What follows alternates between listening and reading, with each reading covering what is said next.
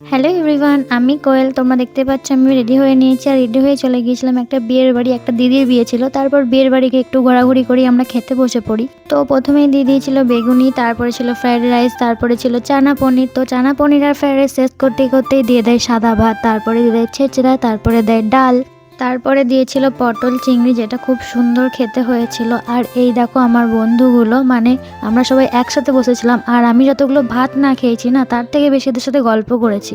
আর এরা হচ্ছে আমার সেই ছোট্টবেলাকার বন্ধু। দেখো তারপরে দিয়ে দেয় এখানে চিকেন। তো চিকেনে দেওয়ার পর ছিল চাটনি, চাটনিটা খুব সুন্দর হয়েছিল। তারপরে ছিল মিষ্টি, পাঁপড়ও দিয়েছিল, বাট আমি নিইনি। আর এখানে দেখো আইসক্রিম দিচ্ছিল আমার ভাই, কারণ আমার ভাইও ক্যাটারিং করে। এই যে আমার ভাই দেখো।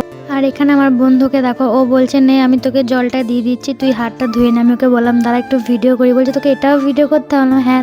আর জানো তো, 4টে মেয়ে বন্ধু থাকার থেকে যদি 2টো ছেলে বন্ধু থাকে, তাহলে তোমাকে তারাই বিপদে সাহায্য করবে। আর এই যে দেখো আমরা গল্প করতে করতে যাচ্ছি এখন বাড়ি।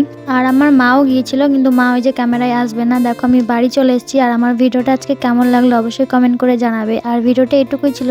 আর এই যে এই দিদিটার বিয়ে ছিল। হ্যাপি ম্যারিড লাইফ দিদি, খুব ভালো থাকো।